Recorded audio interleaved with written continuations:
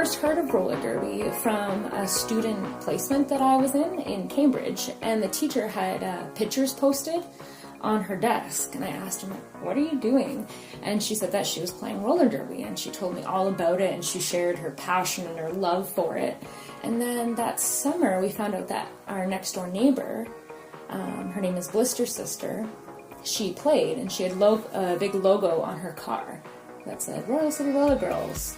So then my mom was like, oh, you're gonna go over, you're gonna ask her, and then we're gonna go to the info night. So sure enough, I went over and found out about it, then Mom and I went to the info night. I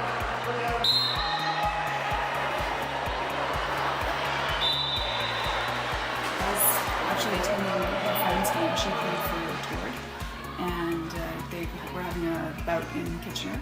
Went over to watch, and she played in the first game, and she came and sat beside me in the second game, and she started asking me questions about what I knew about roller derby, and eventually she said to me, you know way too much about this game not to play. Looked on Kijiji to see if there were any skates for sale or anything like that, and the ad from Royal City Roller Girls I emailed, and actually Kirstie, BTK, was the one who answered that email and said, come on out to practice. I brought some skates, I skated at the second practice. When in line at Hillside, I had seen the girls skating up and down the line, giving out tickets for all those people who had been there. And here were these girls in their green getup, skating up and down, and I thought, oh, they're pretty awesome, actually. I want to be one of them. And the guy I was waiting in line with, he knew one of the original members, and he was talking to me about her and about all of the stuff that she does and how awesome a person she is. So it turns out I met her. BTK, and she was friends with him, and we got to talking at a restaurant she worked at the time, and I remember thinking, I want to be like this girl. She is so awesome.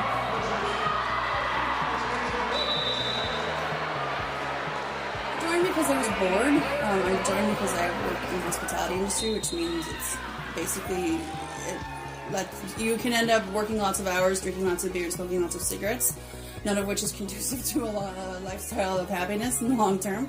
So I joined to give me something else to do to kind of break that sort of late night cycle of terrible. So to kind of break away from that. My coworker at the time was part of one of the Toronto leagues, so she invited me to one of her games. It was actually the Fresh and Furious tournament.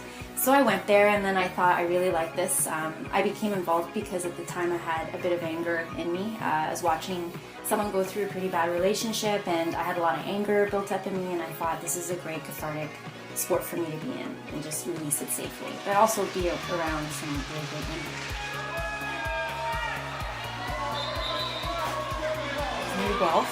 My husband wanted to finish school in Guelph, so we moved there. I didn't know a soul, really. And I needed something new. I was just starting out my career as a teacher, but I knew I needed something else in my life. I just happened to be in Meow. I was like, this is a cool store. I'm downtown Guelph, and when I was changing, I saw this poster, and it had the typical like roller derby like power pose on it, and it had all these phrases like, do you want to be more athletic? I was like, yeah. Do you want to make friends? I'm like, yeah, I totally do. Do you want to be challenged? And I was like, that's the thing. For some reason, it had everything I needed on there. So I looked into it. At the time, I was living in London. And then I was like 15, and none of my friends would go to a game with me. They thought it was weird or something. So I went by myself, and I saw these women playing roller derby, and it blew my mind. So I was like, okay, the minute I move to university, the minute I live on my own, I'm going to join, and when I turn 18. So I went to university, got a bit of money, and then I found RCRG, and it was really funny because I emailed them in a panic in November being like, is it too late? Can I join? Oh my goodness, like, I'll buy all my gear tomorrow. And they're like, yeah, like, relax, like, you have till January. So like the next couple days I went out to Toronto, bought my gear, and spent the rest of the fall like skating around outside trying to prepare for January. And that's how I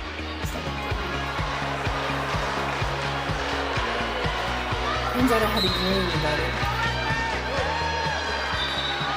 And my friends were in it, and they were cheering, and I remember looking down and going, oh, I'm wearing roller skates. Well, maybe that's a sign. So the next day I looked up on the RCIG website, and they were looking for fresh meat. I did coaching. That's one of my main jobs. I'm probably better known as a play-by-play broadcast color announcer. So I'm online. I'm one of the guys who talks about roller derby a lot. I got into that in 2011 through Toronto Roller Derby Television and the Derby Nerd, and sort of use that as a springboard to travel around a lot and do a lot of announcing or talking about roller derby.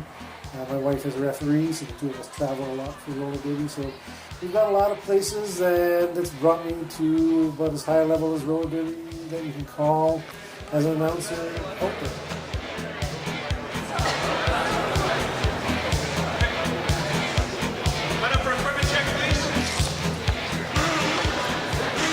Roller derby plays 5 players aside. One player on each side is a jammer, they're a star in the head, and the other players that can score points. The others are blockers. There is a pivot from each team. They have a striker in the head. The main goal is to be an alternate person who the jammer can pass the start.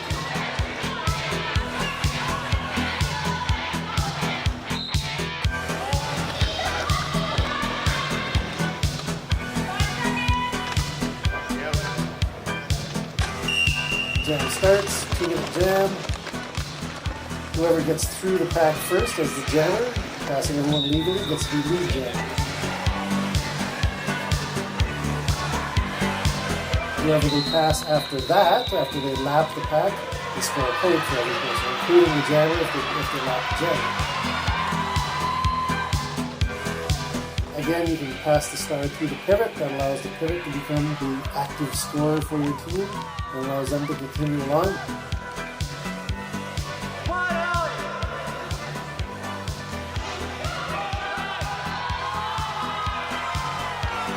Get out first, you're the lead jammer, you can call off the jam.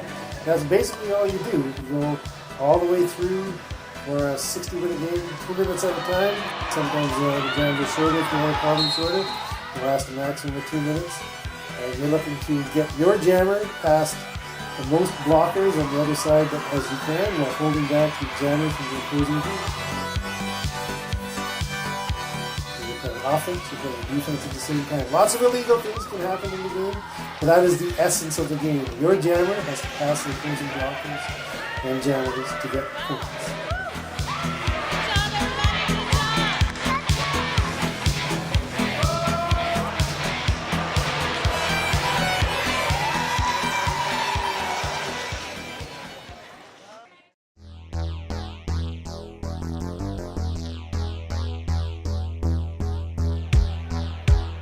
I thought, oh my God, these girls are way too cool for me. I need to figure out how to roller skate before they even train me.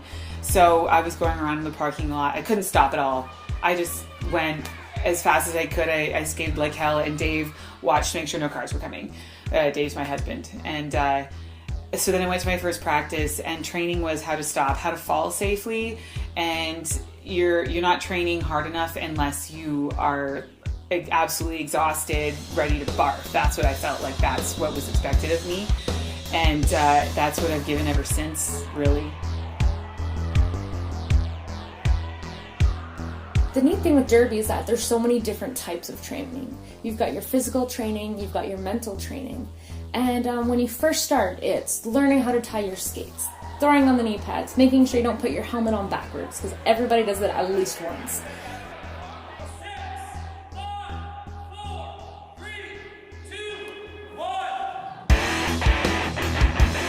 You're learning about endurance and strength building. So you have to make sure that you're hydrated, you've eaten well. That's another part, is you're training on how to eat, on how to fuel your body to be able to play this game. Like one time I ate a plate of nachos before coming to practice. You can't do that. You're gonna be sick.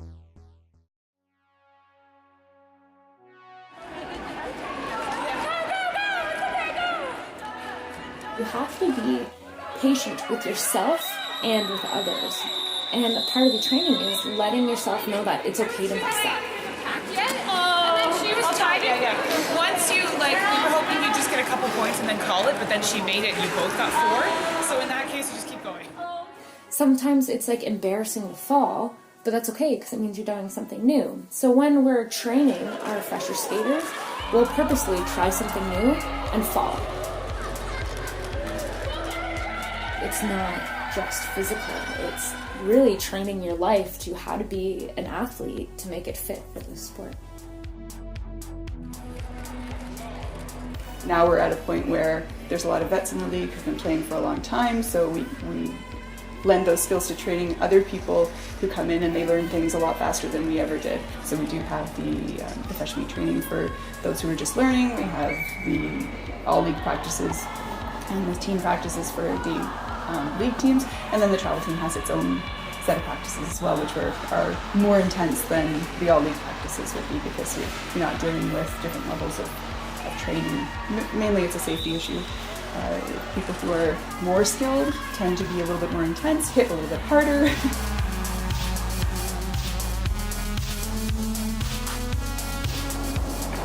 So when you go to practice, you go, you gear up, you are really supportive as well.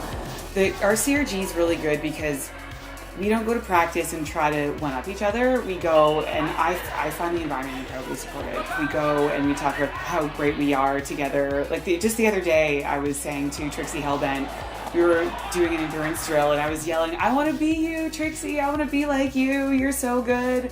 That's what's expected of us, really. I guess what it comes down to: being supportive, pushing yourself beyond the limits that you ever thought you could push yourself through. Competing with high-level skaters, it was very frustrating at times, I found, just because I felt like I was failing over and over and over and over again. But then the plus side to that was that when you finally succeeded in something, when you finally got that 27-5, or you finally went a whole jam without feeling like you were going to die afterward, then it's really satisfying. What it takes out of you, it's a very rough sport. Like, I've played, like I said, soccer and volleyball, and it's nothing like roller derby. It is so much more difficult, and it takes so much out of your body, especially if you're jamming a couple jams. Like, you are just gassed sometimes by the time that you finish. So you're expected to go to practice, you're expected to give everything that you have. Sometimes you are on the verge of throwing up at practice, but it means that you'll be that much better in the game, because the games take a lot out of you.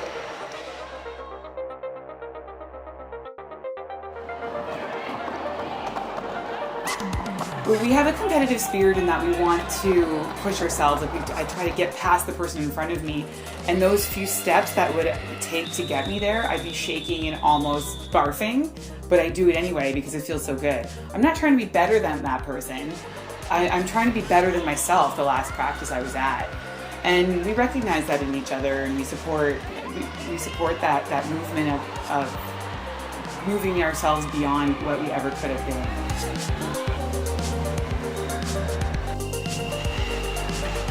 This past season, I think we've started to make our mark as a wrestling player. The part of that is to do with the really good job that people are doing in the training, for sure. And the commitment. And the girls that are joining up just seem to be far more focused and ready to take on that kind of challenge and are committed.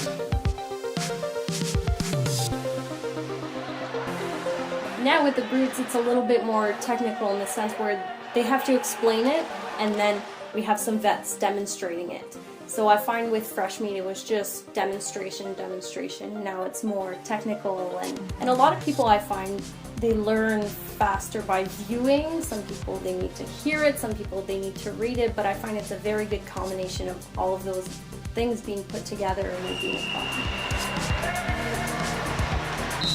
I think people realize how much work roller skating can be.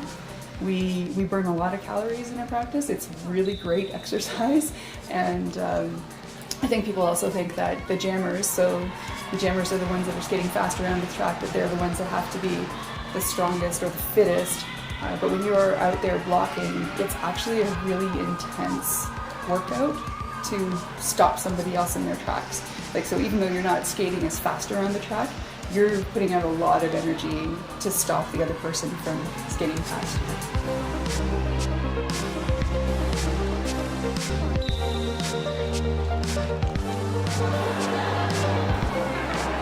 I am stronger than I ever have been in my entire life because every time I go, I think, oh, I could probably do one more push-up. On my toe stops, or you're even elevated, I think that my peak, I could do 30 real push-ups. And so to the point where I would almost vomit. Pain isn't really the right word, but the pain the next day of pushing yourself so hard, I got my first bruise back after maternity leave. I'm really excited about that. It's my very first bruise. I don't feel it. Okay.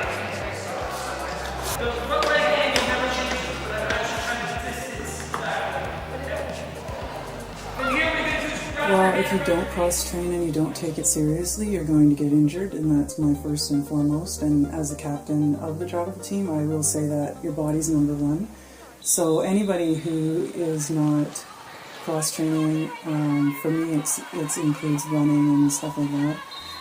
Outside of it, and doing off-skates, warm-ups and stuff like that, you're going to be left behind on the track. And if you disappoint your teammates because you can't go out and do a run or you can't keep up in that, you're going to feel like crap, you know. So anything you can possibly do to be physically ready for that game, you should do it.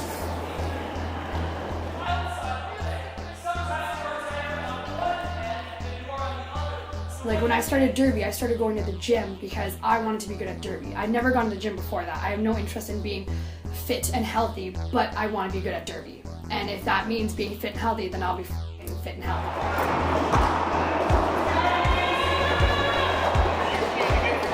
You do have to have a certain level of physical fitness to play roller derby, but you don't have to be a superstar athlete. But I mean, if that's your goal, you can become that too. But you do have to show up to practice. You do have to learn how to skate properly. Be very aware of your body. Know muscle memory is extremely important. That's why you practice moves over and over and over again. So they just become automatic. So you're less liable to hurt yourself.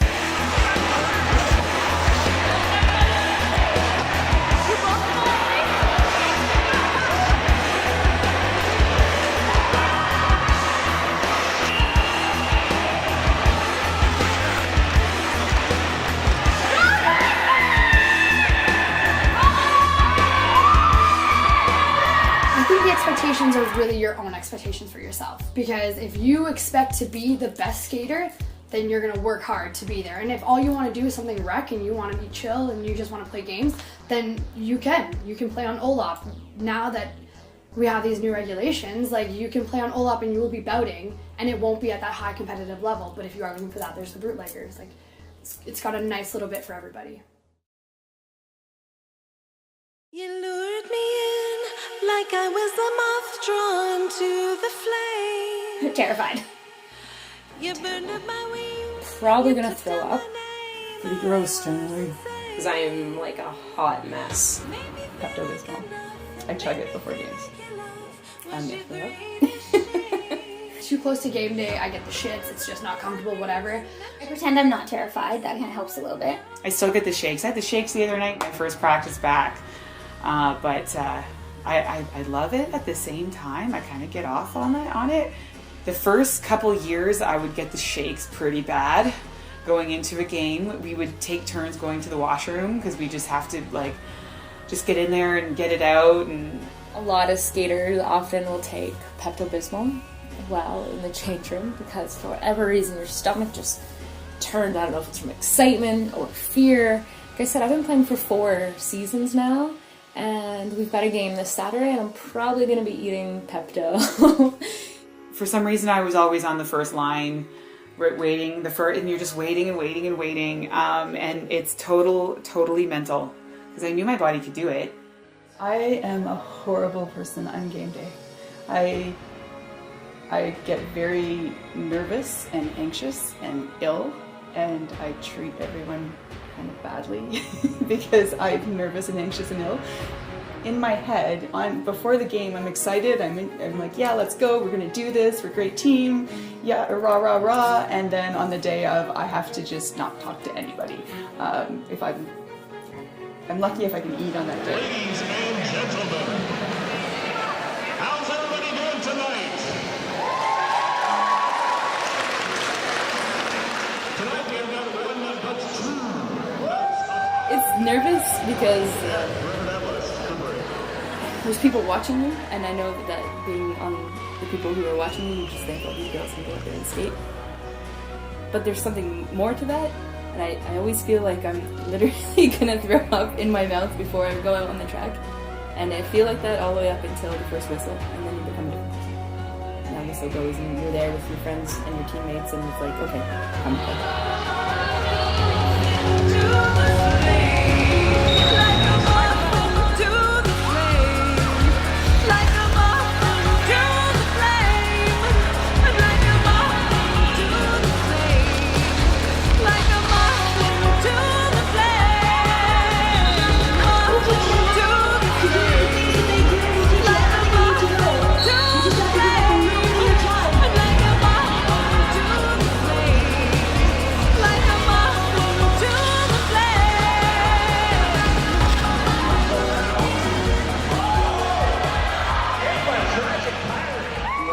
up on boat day, I'm just a bundle of nerves.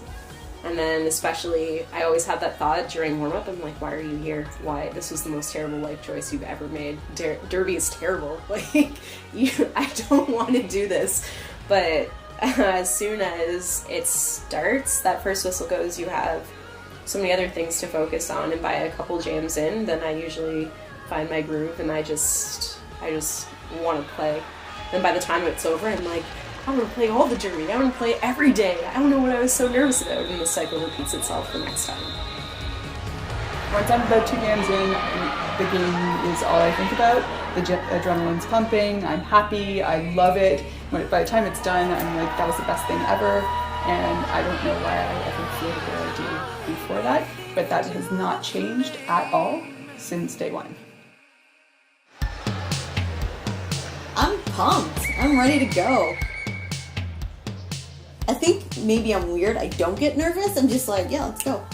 I mean, I make sure I have a good meal. This is something that's got some protein and some carbs and lots of fluids. Make sure I remember my water bottle to bring with me so I can stay hydrated. I'm just pumped and ready to go. I'm like, let's do this. From the night before, I had to think about it. You don't want to really drink the night before. You have to prep yourself with food, some carbs. And that morning, I don't really sleep that well the night before. I wake up thinking, okay, I've got to be hydrated. I've got to have my oatmeal. For some reason, I have to think with oatmeal on game day. When I wake up, I'm very elated, and I always kick the wall. Like, I kick my wall, and then I have like a war cry. I'm just like, it's game day! And I might text my sister, and I'll just text her, it's game day! And then I'll kick the wall. On the outsides. I'm generally really tired because I don't sleep the night before for some reason. As many years, I'm doing it for years now, and I don't sleep the night before, which isn't good because a lot of people think that bench managing is easy, but it's very taxing on the mind, and you need to be all there.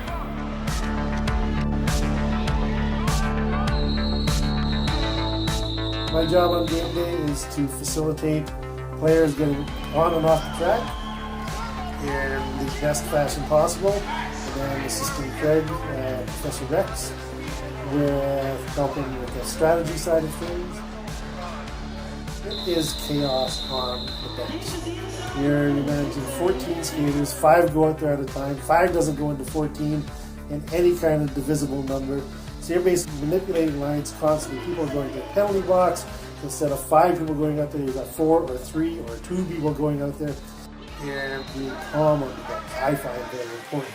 Because if you waste your energy on the bench, you don't have energy to get back on the track. Sometimes the difference is being the 38-year-old Derby player is the 21-year-old Derby player. God love the 21-year-olds. Because you need them on your team. Because they're, having said that, we also have some really awesome, really fit 40-somethings. Like Mangles, for example, is an absolute machine. She's no kid. Don't tell her I said that. Cut that part out. I don't want her yelling at me. For me, and there's a couple of us on the team that I know for sure, it's that concern about what if I let my team down today. It's not fear or anything like that. It's just you really want to make this great for everyone, or you feel that kind of thing. So yeah, that's how that happens. You know, I was like, hey, I know I'm going to make a mistake. I know I'm going to be in the penalty box at least 6 times. I have yet to be fouled out. It's never happened. I thought it was going to happen in London, but it did not. But, you know, I just have a good time. I'm like, if I make a mistake, oh well, shit happens. But once I get to that arena, that's when the seriousness kicks in. I don't know how else to word it. That's when I start to focus and I realize, okay, in 2 hours, 13 other girls are going to be depending on you and your camaraderie and your effort with them to win this game. It becomes this weird, like, ignore all of life to this is your only purpose in life is right now. I don't know, I think it takes a bit of a physical toll, and usually right before a game I get really tired, and then the minute that first whistle blows, you're just full of energy, and I don't know, you just are on like speed or something, but in a calm, controlled way.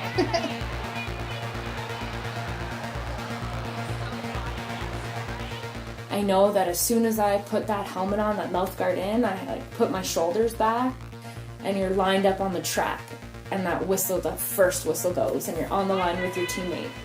And then you just say, all right, this is it, here we go. Are you ready?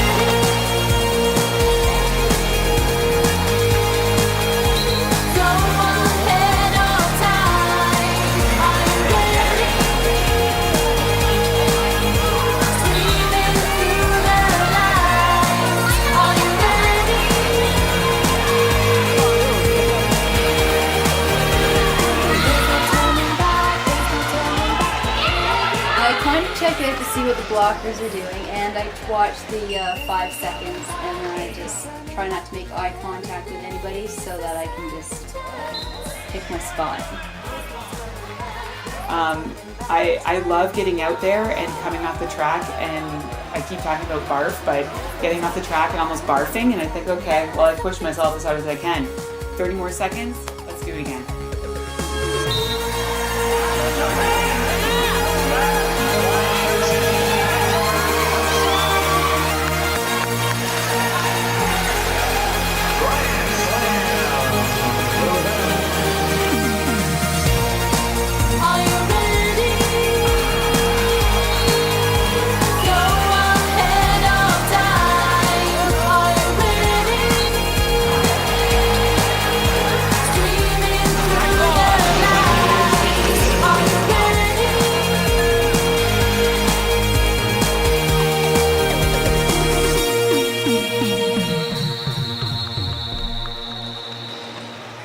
Then it's all of a sudden the game isn't long enough.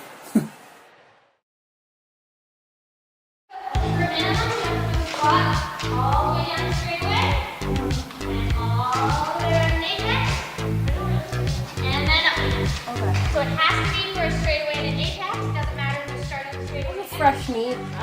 It's a lot of, you know, watching the vets do it and then you trying to achieve it, such as getting from one end of the gym to the other without falling. That's the nice thing about the training, is that even though everybody comes from different backgrounds, you know, we have figure skaters, we have hockey players, we have real athletes in different sports. You also have people like me who's never strapped on skates their whole life, you know, never managed to learn how to skate for whatever reason, and they accept you just as you are, you know, and they welcome you and they train you and they teach us all the same. You know, they don't try to separate us like, well, you guys already know what you're doing, so you're fine, go on and play. You know, everybody has to do those 10 weeks and be safe and, you know, as you said, learn how to fall, get the safety part under control. Yes, you're hitting people, but it's not out of control. I would say, you know, there's no hard and fast expectations, but they want you to be safe. And that's one thing that I think it's important for people to know, that even though we are full contact, people get hurt. This is what happened. Everyone's number one priority for everybody, refs, players, everyone, is safety. And that, you know, if we're playing recklessly, then nobody has fun. I wanted to be part of a team and like actually like do something productive with my spare time, something that was physically healthy, I believe. So, and then I found roller derby to be that outlet. So, yeah. Well, I was scared shitless, pardon my French, but it was really like intimidating the first time I went, seeing all these like awesome roller derby girls, and then here's a little me who couldn't strap on my wrist guard properly. I actually had the protective thing outwards, not inwards, so that was kind of embarrassing. But I think as you go like into fresh meet, you kind of get a handle on it. Like you become less scared, less intimidated. I think showing up for fresh meet was half the battle. So once you get there, you're golden. It is tricky, like getting your body to like do things that it's never done before, but definitely like the transition from when I started to now, it's like it's night and day, and it's really good to hear like good feedback because I live on people's feedback, so I don't know if I'm improving or not, but like I obviously am, but it's really cool to see people notice you from when you first started to where you are now.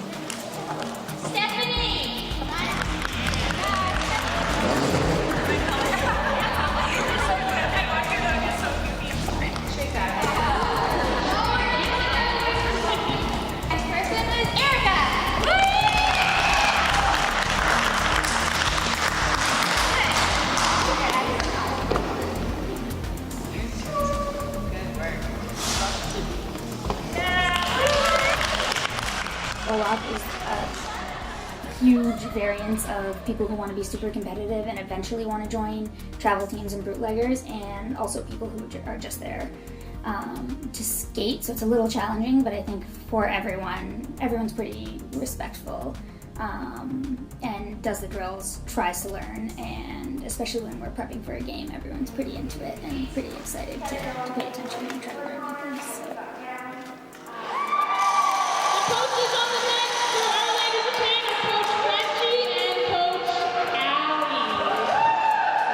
The nice thing is Allie's very strategy. She's very like on that. She knows it all, and I'm a little more like, yeah, I get what you're saying. I can do it in practice, but explaining it, it's just like it's not worth it.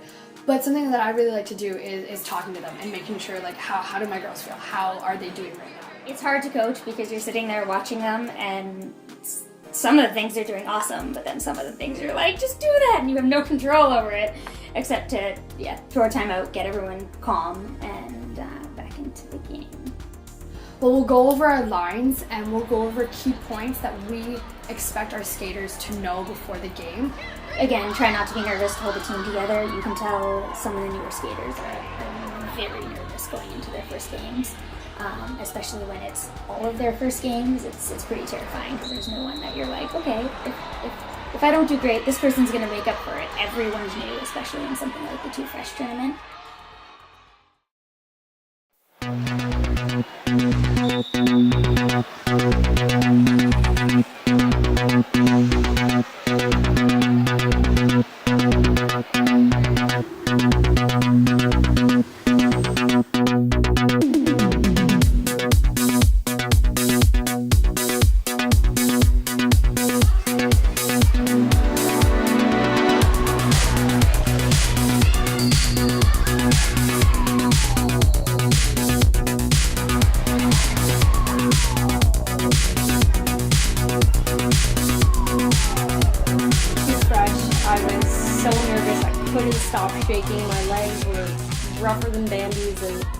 I was still able to pull through.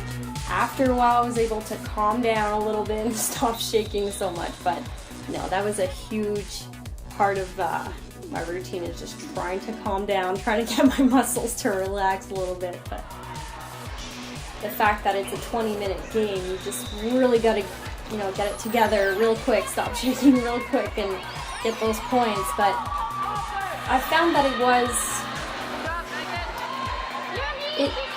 it kind of gets your mind going much faster. I only have 20 minutes, so I've really got to get it together here, and if I get hurt, it's only a 20-minute game, so it doesn't matter, I can do this, right? So you kind of talk to yourself a lot, I find, during games, but it was very, very cool playing against a variety of different teams.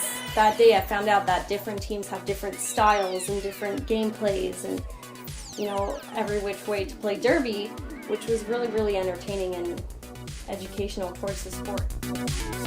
6 minutes left in the game, and we were down, I might get the numbers wrong here, but we were down by about 30 points. It was a significant difference. But me and G looked at each other, and she came up to me. She was bench managing, I was coaching.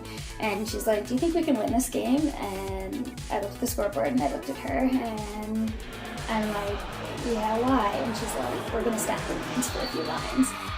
Got a couple power jams, got us back into the running, and then Emma needed 10 points. Emma needed 10 points because when we went on, we needed a power jam to win because she would have had to lap the jam twice. And we stacked the line immediately off the jam start. And I think Emma got the power jam.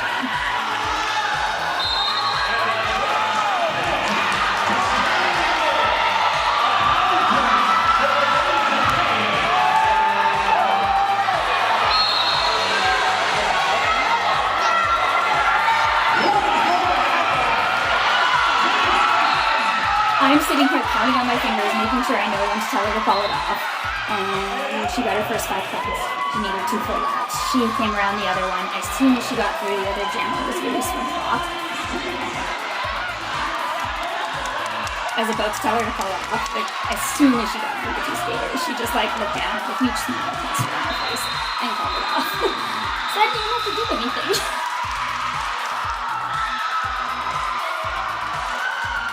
Yeah, because at that point, if everything score-wise was right, we knew we won. But there's always that minute while they're recalculating that you're sitting there and you're so stressed that wasn't what was going to win the game.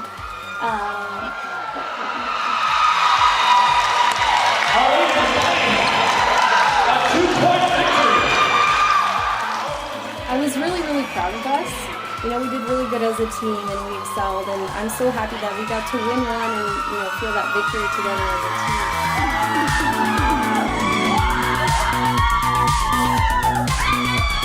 Again, every member of that team, the rookie team, you know, it's something big to kind of do something that's so foreign and then to just kind of dive into it, and then you're at a tournament.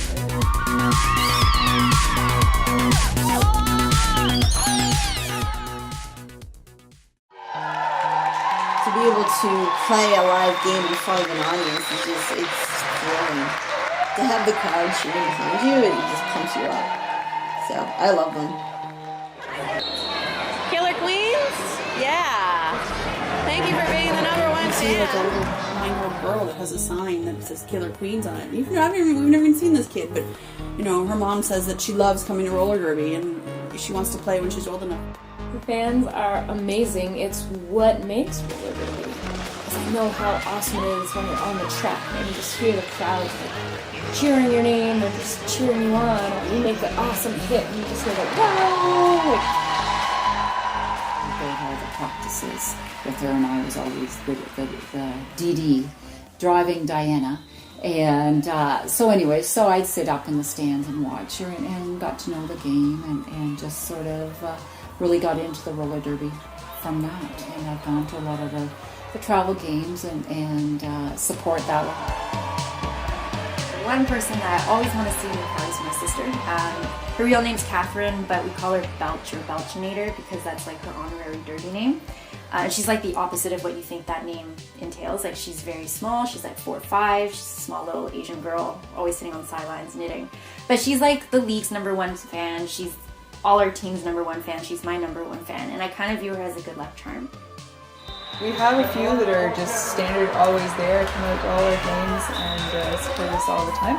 And then we have the sort of rotating, evolving, hey, I want to check out roller derby, never seen it before, let me know a little bit more. And every time you have that group of people come out, there's always a couple that you retain and you get to keep. We're very lucky that we get the attendance that we do in Guelph. We've been very supported by the local community.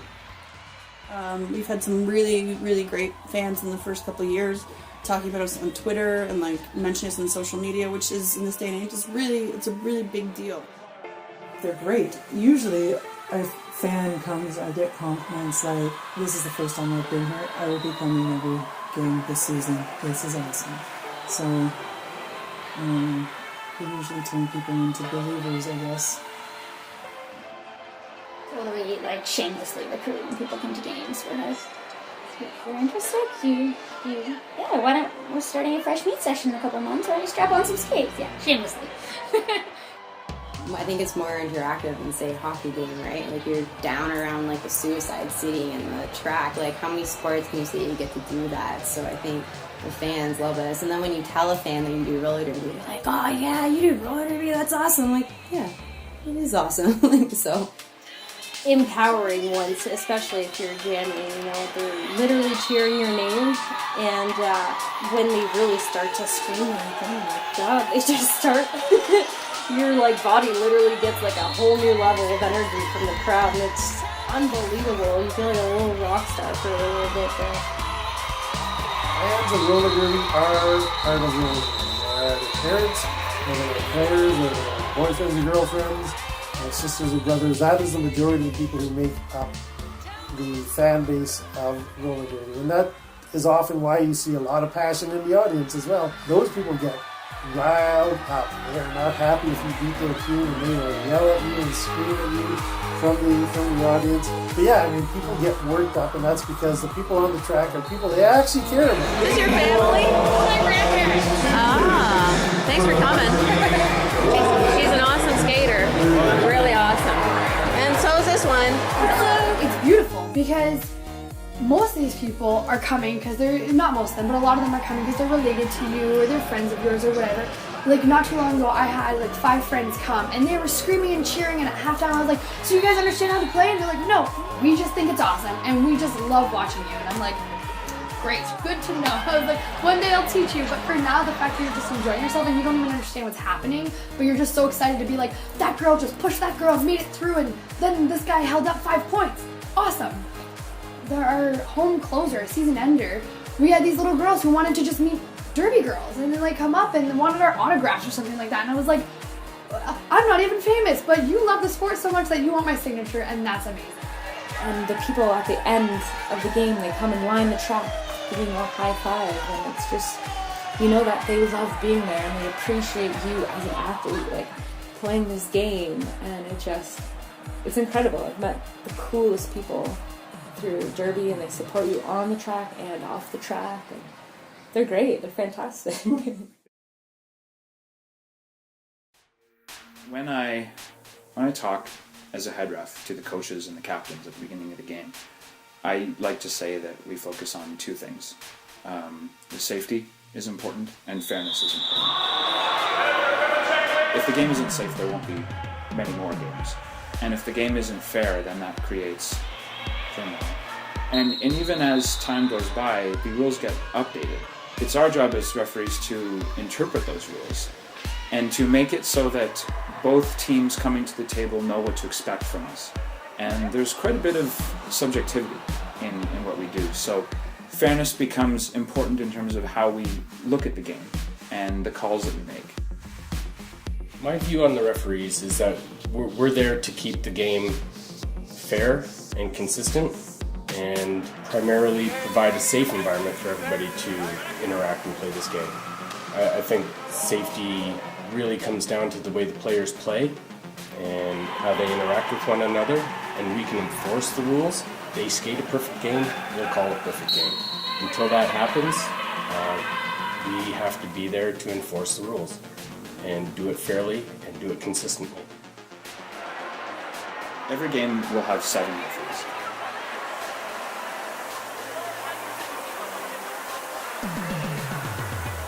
The action doesn't just surround, one player or one object like in a lot of other sports. The action is everywhere on the track, and there's lots of things going on simultaneously, so it takes lots of sets of eyes to watch for different things, or sometimes watch from different angles for the same thing. Each of the jam refs, 2 of them, watches a jam, and the other refs we call pack refs. 2 skate on the inside and 3 skate on the outside. The jam refs follow specifically the jammers because the jammers are what score points. So every action that they make, they need to have eyes on them to establish how many points they've scored on a given pass. And that takes continuous observation. They also have the ability to call off the jam, and that needs to happen, within a second or 2.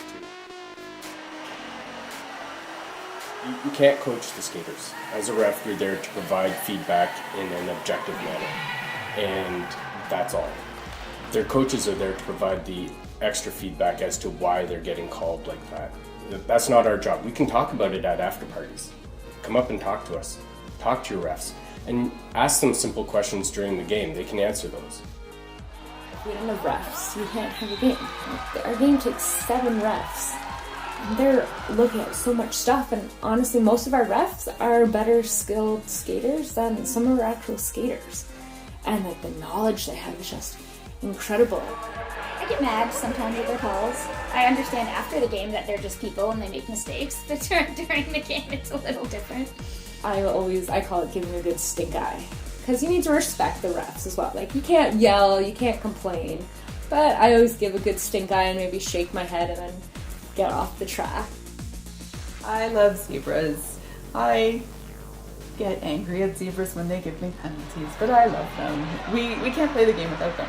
They don't get paid for what they do. They put in a lot of time and energy. They know the rules better than we do most of the time, and there are pages and pages and pages and pages of rules. So it's really great that they take the time to learn them well enough to be able to make a call on the fly. Their jobs aren't easy. They've got very strong women getting angry with them whenever they make a call, and so they have to have a thick skin. I can't say enough good things about it. My opinion is that they put up with so much from us. They are unsung heroes. They are so talented. They teach us how to play the sport in terms of the rules, and I love them for it. Thank you refs. I've been to games where skaters will just like full out call referees horrible names and just be really rude to them and all this kind of stuff, and they don't deserve that in any means. And quite frankly, a couple times I've thought those things in my head and never say it out loud because you're angry in the heat of the moment, but they still come back. They come back every single game. They come to these practices that they don't have to come to, and there's no reason for them to be there except to help us. And they do it all out of pure passion for the sport. But we get the refs with us at our practices, so they're there watching us evolve. They cheer us on when we progress as a team, which you wouldn't get in other sports. So we get that really intimate connection with them. So it's really hard when we get out there and then they call you on a penalty and you don't think you deserved it. Good sporting behavior is taking the penalty and going to the box, because these are our volunteers and they work so hard for us.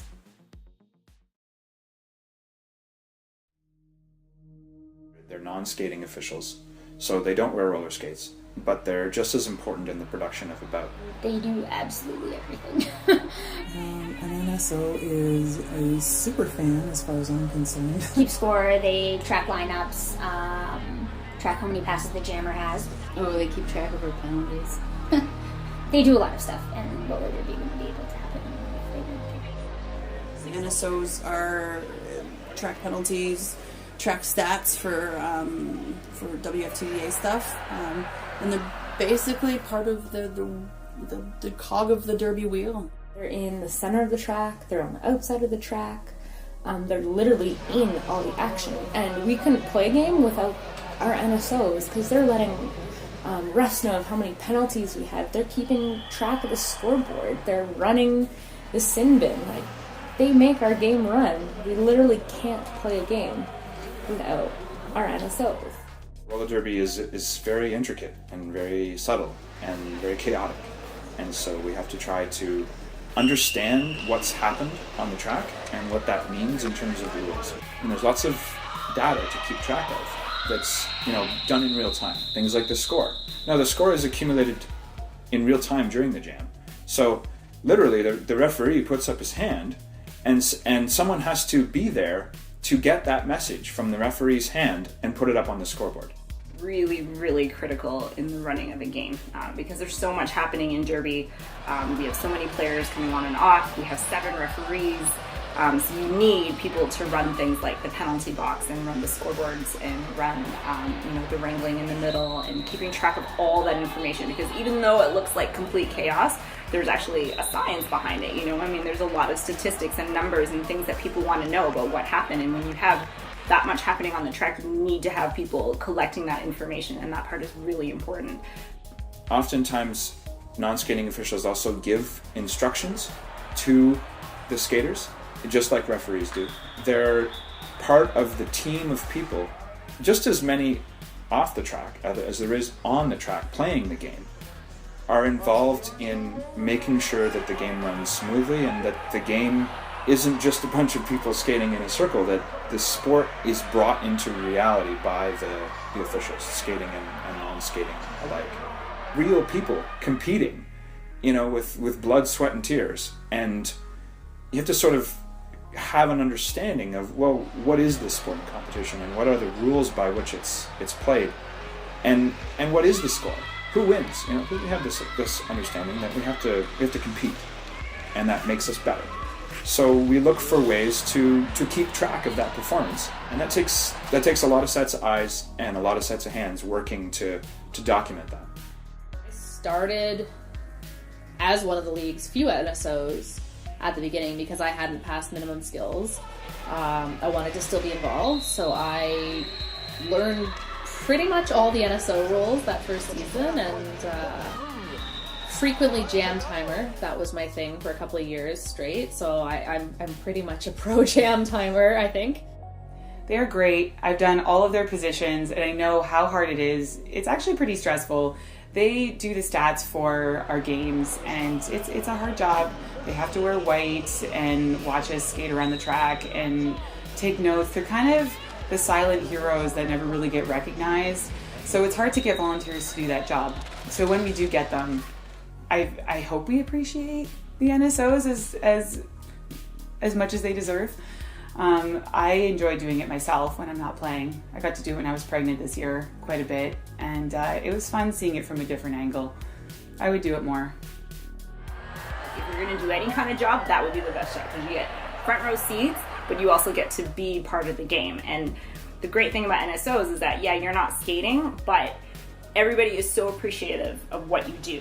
They're important, and Amy does a really good job of organizing them. Yay, Amy.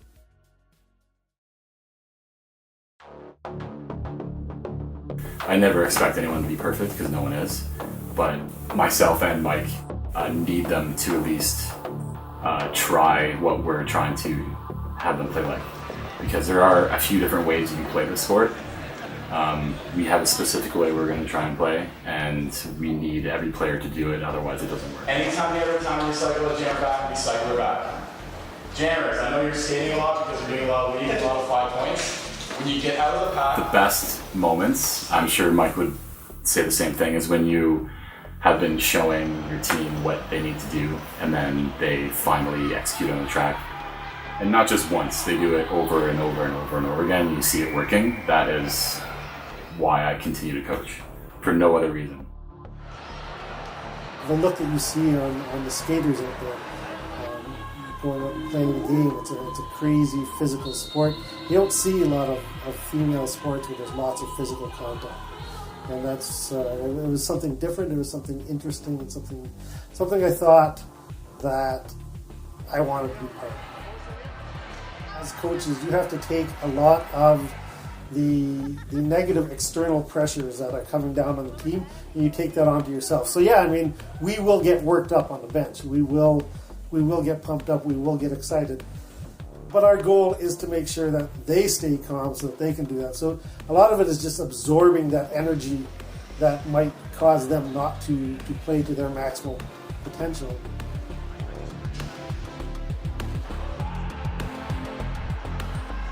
So sometimes you'll see a coach on the track yelling at a ref, and then we get a penalty, and then we're all frustrated because we got a penalty because of what the coach was saying.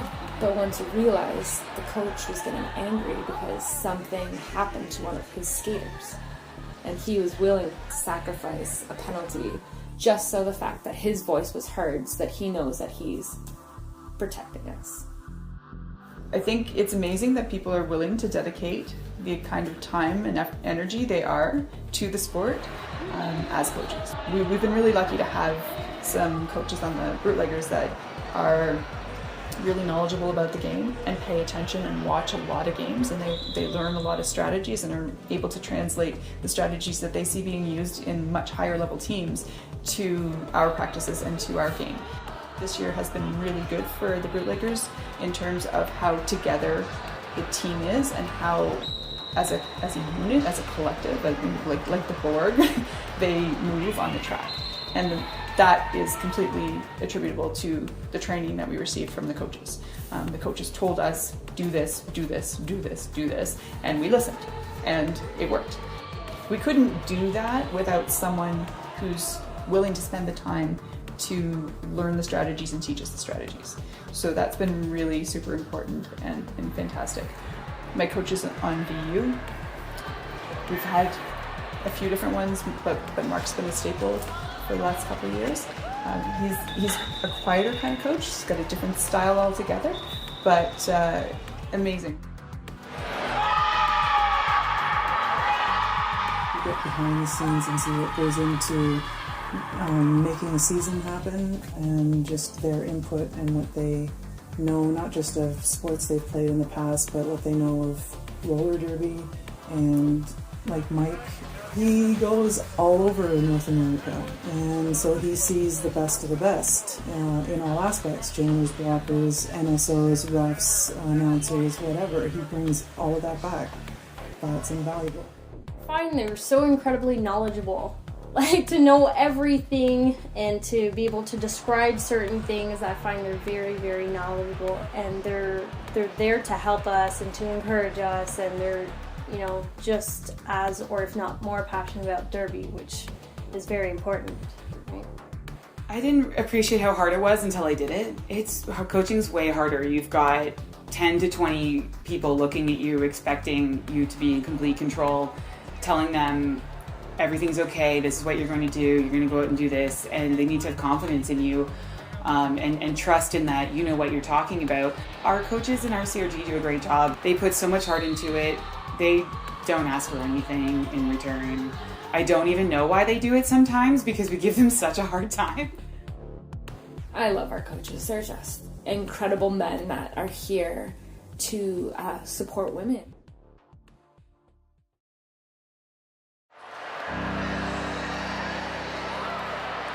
So I've only ever been a part of the Royal Ski Roller Girls, so I really don't know what other leagues are like.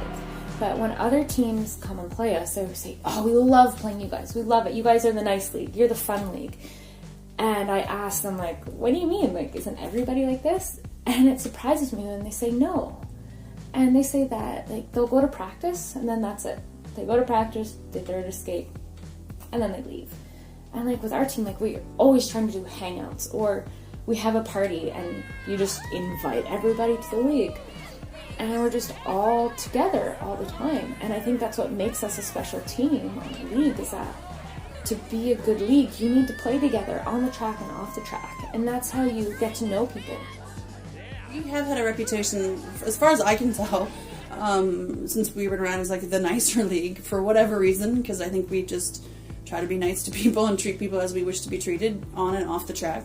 And I think that's something that we try to maintain. We don't, there's some in the community, there's some people you play that are ridiculously awful and mean when you play them on the track, not on our team, but like other teams. And then once you speak to them at the after party, they're lovely human beings, but you're like, what?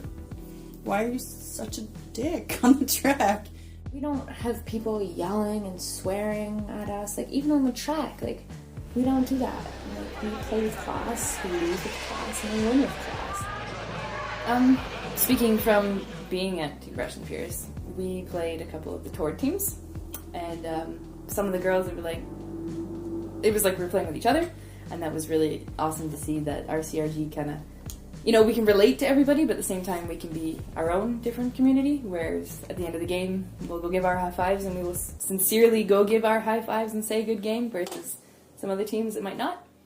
I think we're considered the fun league because we're pretty happy-go-lucky. Like we're competitive. We play the game. We play our game as well as we can. We don't back down from anything. We don't try to lose a game ever. We are always pushing completely, 100%. But we keep smiling. We don't argue on the bench. We don't get mad at one another. We don't get mad at other people. So generally speaking, at the end of the day, we go to the after party and we're friendly with the other team. We're friendly with the other team when we're standing at the jam line. We're, chatting with them or giggling with them or dancing with them. And, it's just, we keep it friendly. And it's nice. You're standing up on the line, ready to jam, and you're like, oh, make sure you come to the potluck after the game. So it's even though it's aggressive, it's very friendly. Until the whistle blows, then it's not friendly, and then the whistle blows again, then everybody's all friendly again. Amazing was when I did join, it was open arms. It was wanting to help you. It was people saying, oh, you don't have those wheels? I'll give you those wheels. Oh, you don't have a helmet? I'll give you a helmet. Grossly enough, oh, you don't have a mouth guard? I'll give you my mouth guard because it'll at least protect you. But it was just amazing at how welcoming it was, and there is no reason it had to be. You don't know me. I could be a crazy person, but you were completely willing to give me $700 worth of your gear just so I could try it because you think I would like it. There's the 18 to 19-year-old university students, then you have your mid-20s, people just had finished school, moving on to their careers. There's a crap ton of moms, and I know there's moms in other leagues, but I think there's a lot more moms in Guelph, it seems to me. And the youngest person at one point, Jillian, was 18, Cherry's Jillian, and her mom was playing with her, and then at one point we had a woman who was 51 on our league. So one year we had an 18-year-old and a 51-year-old. That's a massive swing in demographics, and I don't think you see that in other leagues as much. It's just turned into this community of accepting everybody. I've learned so much about it. It doesn't matter if you're white, black, straight, gay, bi. It doesn't matter at all. I've learned so much just about different lifestyles and different choices. And in the end, I'd say with the Derby community, it doesn't matter. We love you, and that's it. We love you for who you are.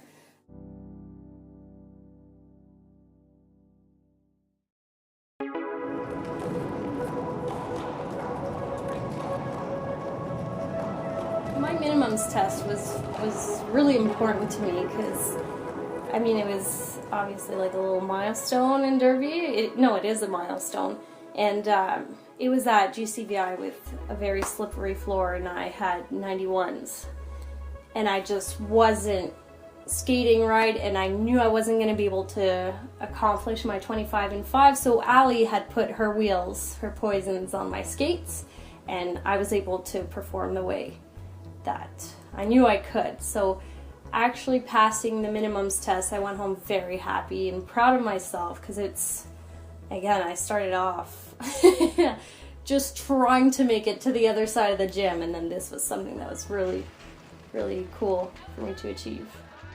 My minimums testing at Centennial, and I had skated 25 and 5 3 times that evening. Craig, one of the coaches, gave me another time slot to do the 25 and 5. So I quickly decided, should I get somebody to skate behind me? So at the time I picked a roller derby girl who I was essentially afraid of a bit when I first started in the league, and I picked Annie Time, and she skated behind me the whole entire time. There was this part where I almost fell backwards, and she caught me a bit, and just as the whistle was blowing to end the 5 minutes, I got the 25 and 5. Definitely one of my favorite memories is my first scrimmage in this tiny gym, and we decided that let's throw a game. And I remember sitting in the back of my parents' car, hands on my knees, I think I'm gonna throw up. And I got out there, and I got lead jam for the first time. And that feeling was just incredible, because I was just holy crap, I can actually do this.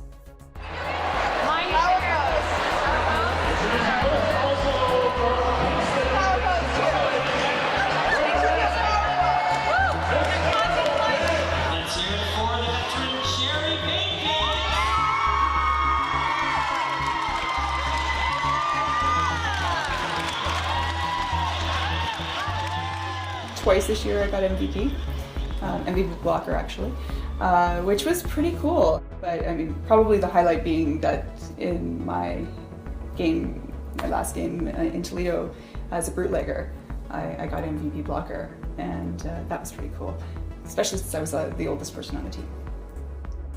Spending time with the great people that are on all the teams that I play on, and going to after parties is quite a bit of fun too.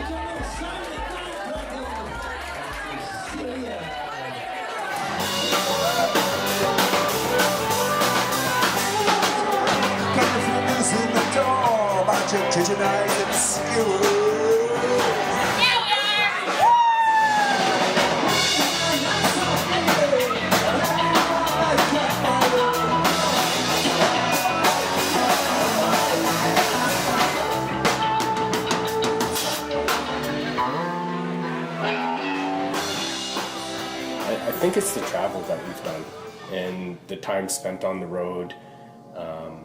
Not always the traffic jam part, but being on the road and getting somewhere, getting set up and playing a game, then spending time with those other teams. That's always been a highlight for me. We love to travel.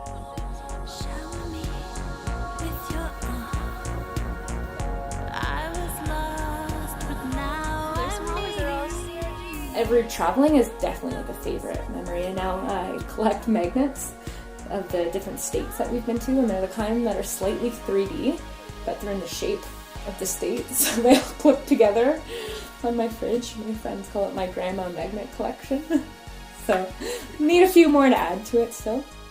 The biggest moment of this season, I would say, was the first time with my clipboard, looking at all the lines that I prepared with Mark Thunders, the head coach of Violet Uprising, and knowing I was going to mess up these lines, and looking at the girls, and they're all looking at me, and I'm the coach now, and it's a totally different feeling with the team, but they all trusted me. At least I felt like they did, and it felt so good to have that.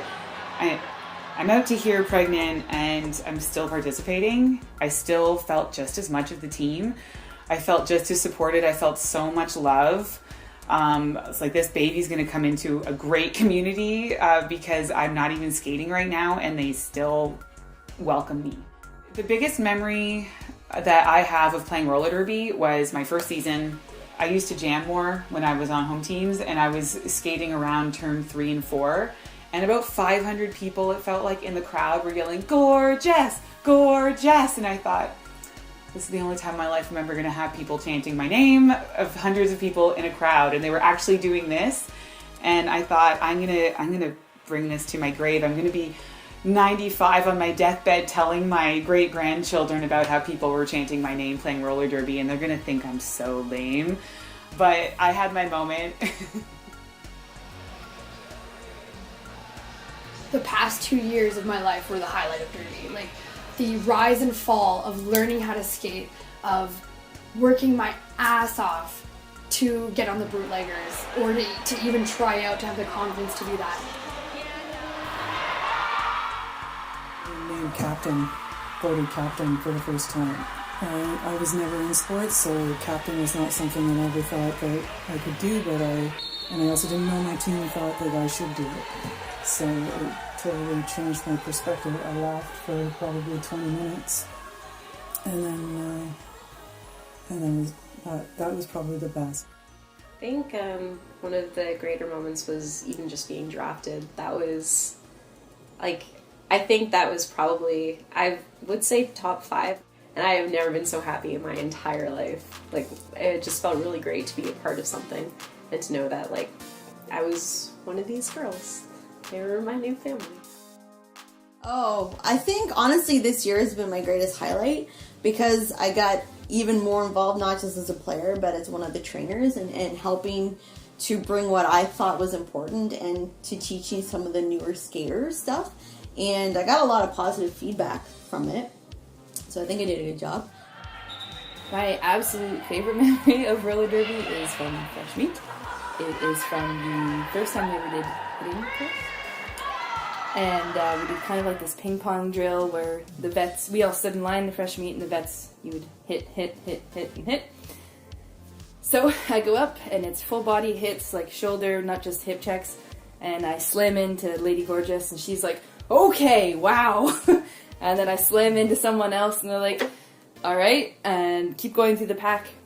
Come around again for the second time, and Cherry's up first, or Cherry Paincakes. She looks at me with a smile on her face. She goes, I'm afraid of you. I was like, awesome. And then I hit her, and she was like, good. And I remember hitting Dave I know after that, and I almost knocked him over. And so for me, it was like, alright, I can do this. I can hit people. Bootleggers this year played with a roster of 10, most of our games like 10 or 11.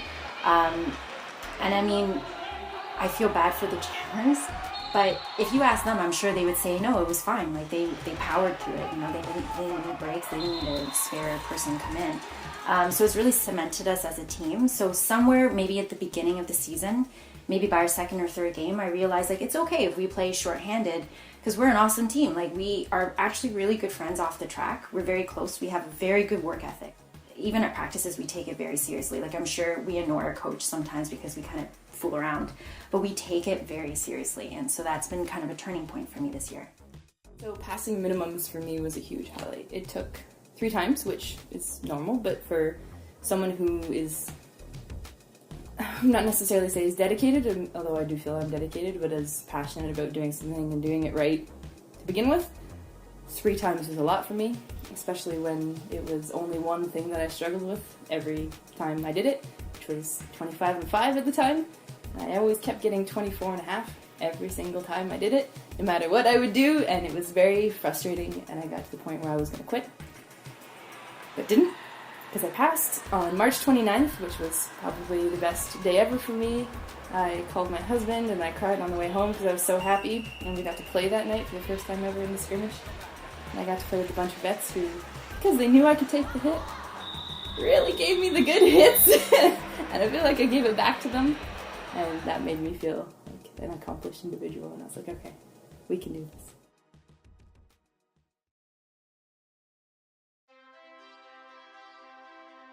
My 3rd season, we had a game, and my husband and friends took all my gear to the car of my Cavalier and threw it in the trunk. And then we had the after party, and then it was late, and we went back to this parking garage, and we got in the car. I remember my door was unlocked, and my husband sat in the car, and he was like, who was driving your car? And I looked up, and all my CDs were gone. And then I just started to panic, and I'm like, check the trunk, go check the trunk. And so Eric went to the trunk, and he popped it, and he just came back and said it's gone. My gear bag, my dirty clothes bag, my water bottle, it was just gone. And I remember I had a few as well, so I just literally fell to kind of out of the car and onto the parking garage, crying and just saying no, this can't be happening. Sorry. And it was just so devastated, and I remember just running through the parking garage and looking for everything. Eric and I ran outside checking garbage bins, it was just gone, and all I felt was that my life was gone. Those were my first pairs of skates. It was my favorite gym bag, my uniform. After we searched, we tried calling the parking garage number, and there was nothing. And I remember I have to call Craig. I have to call my coach. I was just so freaked out. So my stuff all got stolen the Saturday night, and the next day was a Sunday night practice. And I was just well, I'm just gonna go. I can just watch, and I'll figure all the stuff out, because I didn't have money at the time to go out and buy new gear and new skates, because it's pretty expensive. And at this point I had worked myself up to good gear. And I showed up to practice, and almost everybody had brought me a piece of equipment. From a helmet, somebody had gave me a pair of skates that he had been making, and he said, here, these are for you. And I got brand new skates, knee pads, elbow pads, wrist guards. I borrowed somebody else's helmet, and somebody had even brought me a mouth guard. That was kind of gross, but it's just the fact that in less than 24 hours, I had a full new set of gear. And that's what humanity is. That's what derby is. It's about your family coming together and giving you something in your time of need. Roller derby has affected me personally in the most profound way I could have done anything in my life, except maybe having a son. That's very recent, but the last 4 years has been, I could easily say, the best 4 years of my life.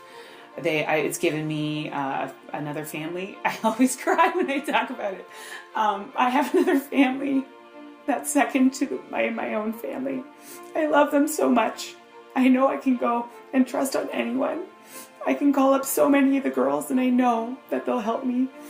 They all threw a shower for me. Surprise!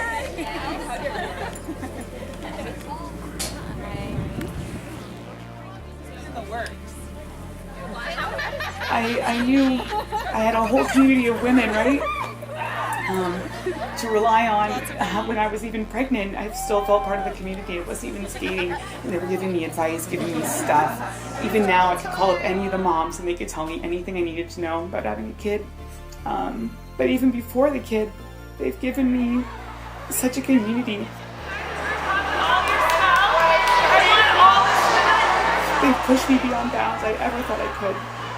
Physically, they gave me confidence, gave me love, and even though it's still like a family, though, you still have it's still hard sometimes, and you sometimes feel like you're giving more than you're getting, and then sometimes I was like, oh my God, I'm getting everything I could ever want in the world. I would give them anything back. So personally, it's affected me huge. I think it makes you stronger. Like, I think you don't take crap from anybody anymore, and you think, take you. Yeah. Derby has helped me become that person that says, well, pick yourself up, which again has not at all been a natural setting for me, but it has become I've become generally a more positive person. People who've known me for 20 years said, the last couple of years, since you started doing this derby thing, you're way more outgoing and you're way more positive about everything. Because I hit people and I get through some of the aggression, and then the girl that's having her problem and she's new, I can help her, and then I feel good that I've helped someone. And so I only skated in one game last year because my dad had a stroke, so my family had sort of other stuff going on. Some of the derby people were the first people to message me and phone me, and I got a card with everybody signed and offers to make meals and do all that kind of stuff, which was nice. And even though I wasn't around, they've dropped by where I work just to say hi, and especially the Tiffs and the Minnows and those sorts of people, and Carrie Ann and all those sorts of people would drop by, which is always lovely. So yeah, I have I have my restaurant friends and my work friends and my family, and then there's the Derby Girls, which is this giant conglomerate of 65 women that are both terrifying and awesome at the same time. How it affected me the most was I felt like I finally had something that was mine. Because, I've been a parent for a long, long time. I've been taking care of children, I've been wife, mother, whatever else, but I have never had something that I could say, this is my thing, this is what I do, this is what I enjoy, this is my hobby on the side.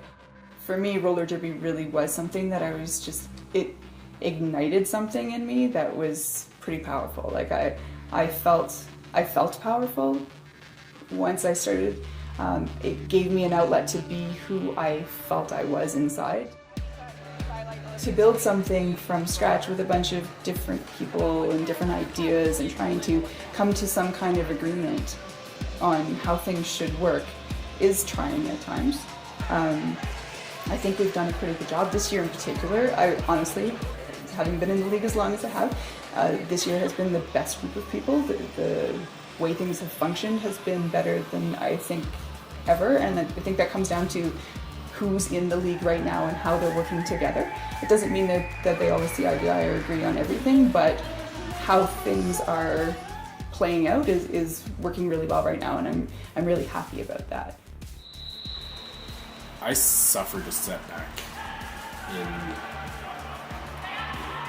in my 30s. I learned that I was hypothyroid, after that, I realized I lost a fair bit of my life during that time. I don't remember a lot of it's blurry. And I lost a lot of confidence during that time.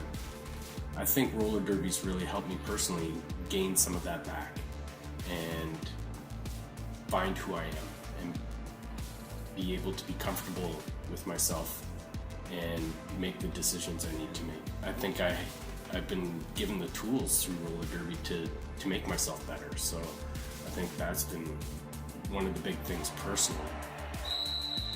Emotionally, you get beaten down as a referee sometimes, especially a few years ago. It's not as bad anymore. People have stepped up their game as far as how professional they are out on the track as coaches and referees and skaters. Everybody stepped up their game and treat each other with a lot more respect. Early on, there was times where I wondered if I was going to be able to make another game. I didn't want to do it anymore because we'd been berated and yelled at for stuff that we knew we didn't do wrong. Or maybe we made a mistake, but we didn't deserve to be treated like that. And that took an emotional toll. And came out the other side, I think, okay, stronger, so that's okay. You know, it physically changes you. I went from doing 0 physical activity to doing 3 or 4 2-hour practices a week. And on top of that, doing any personal training that I was doing. When I started derby, I was, I think, like 30 pounds heavier. So I lost quite a bit of weight just by doing that physical activity. And then on top of that, I like to think I gained some muscle. Not necessarily visible muscle, but it's there. Starting in roller derby, I was a pretty skinny kid, I think. And then I built muscle because I ate more sandwiches, I ate more protein, I actually watched what I was eating. And that actually kind of plays a part in my mental self-image too, because there is definitely an Asian stereotype. You actually don't see a lot of Asians in roller derby. And I know my family, at least my mother and my grandparents, have a problem with it because they see me getting muscular, like they see me getting more built as time goes on. And I've had comments from them, but also from other people who are Asian, saying like, wow, you really put on the muscle, and not in a nice way. And then I thought, okay, well, I could try and adhere to the Asian stereotype. That's an impossible standard for me. Like, I've got broad shoulders, my hips are bigger, I'm not slender. But now here's a sport where I actually want to be the opposite of that. I want to be as fit and as built as I possibly can. I like that I'm putting on muscle. It gives me a sense of pride. So it's pretty hard on the body. It's a full contact sport, right? So it's nobody escapes it. Nobody escapes some kind of something. I don't bruise very easily. I still get some bruises, but I've had some chronic things here and there that just crop up and kind of make it so that it's hard for you to skate or hard for you to play. So you have to take some time here and there to take care of your body, which no derby girl wants to do. None of us want to say, I can't skate.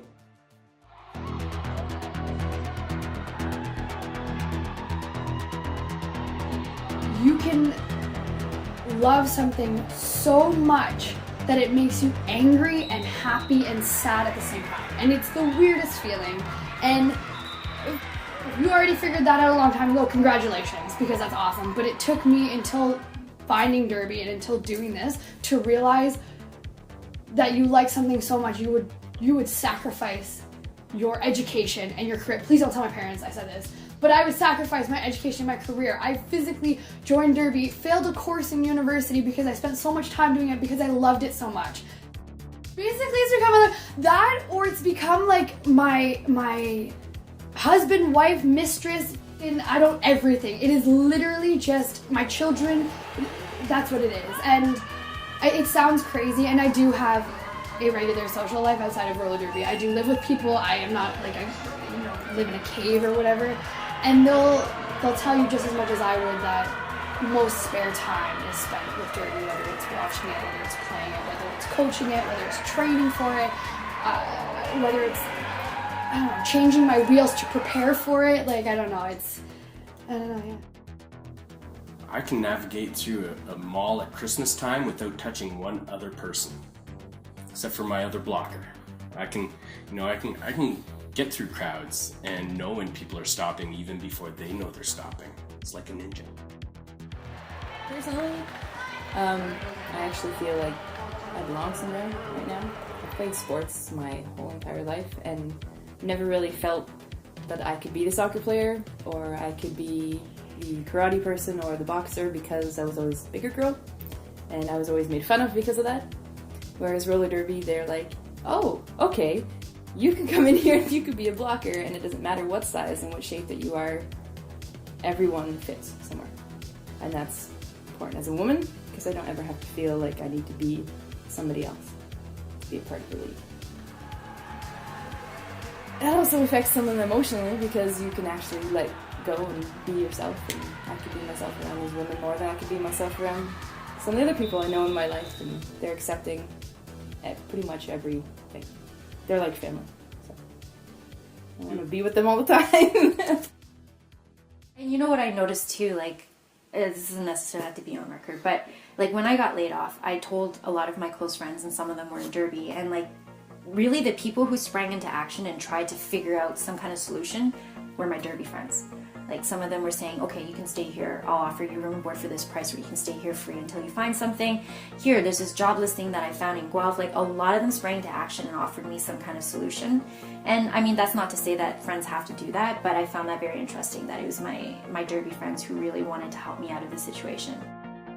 It's really helped me be comfortable in my own skin. Like I've always been okay at faking my way through social interactions and pretending that I feel okay even when usually I'm just freaking out on the inside. But I found with derby there's so many people that have so many similar like neurotic hot mess things with them too that I don't feel like I have to pretend that I'm okay anymore. I feel like however I'm feeling is fine.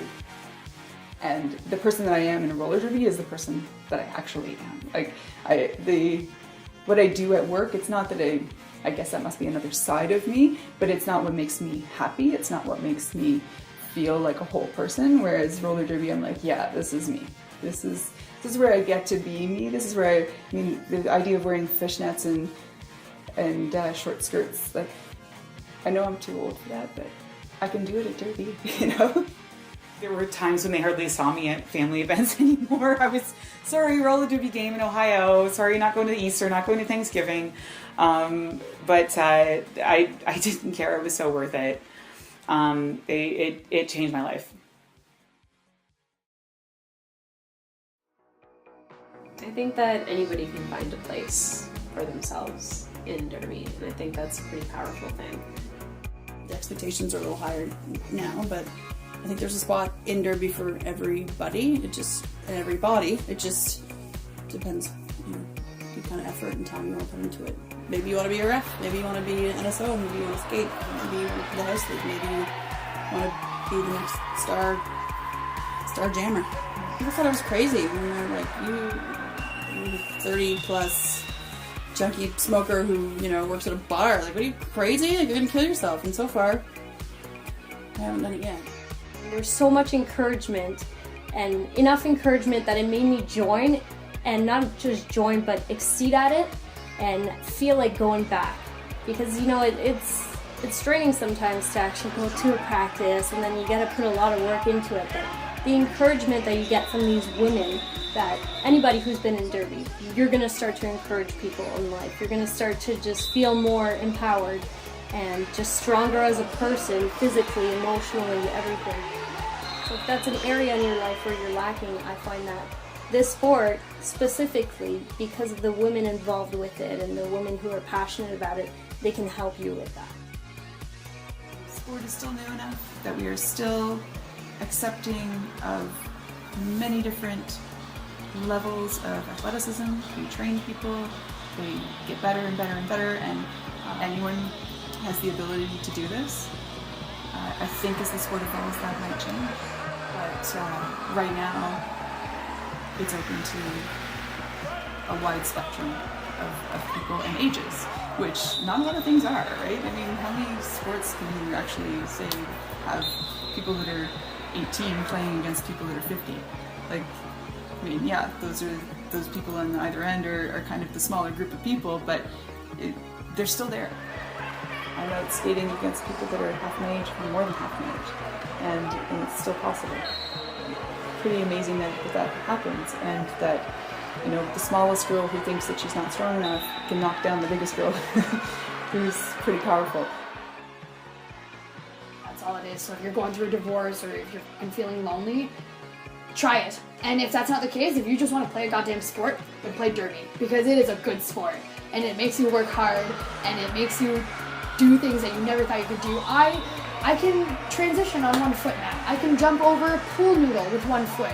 I can knock a woman twice my size over, and I never thought I could. I can skate 30 laps in 5 minutes and 60 laps in 10 minutes, and I never thought I could do that. It makes you realize how amazing you can be if you can put effort into it. It's crazy. So if you need a pick-me-up, join derby. Important thing for me was to not give up, even though I spent many times wishing I had given up through silly injuries with my knee or through not getting things right and being really, really, really disheartened and discouraged with myself. If I could say one thing to anyone who's thinking about doing it and not wanting to do it because they're afraid of hurting themselves or because they're afraid of what people think, how they look, whatever it is that you have in life, these women here are like they don't care. Well, I mean, they care about you, but they don't care about what baggage you come with.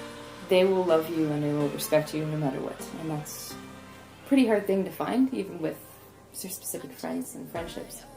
That you walk in and you're like, okay, I can be here and I can be with these people and I don't feel like crying and I don't want to go home. I want to stay and I want to have fun with them.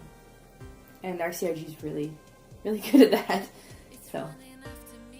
And I myself find, I'm encouraging people on my team, and every time I see somebody kind of slowing down, I said, keep going, and just hearing that, it resonates in your day. Keep going. So I find that it's really beautiful to just watch, and hear those things and to just kind of live for that.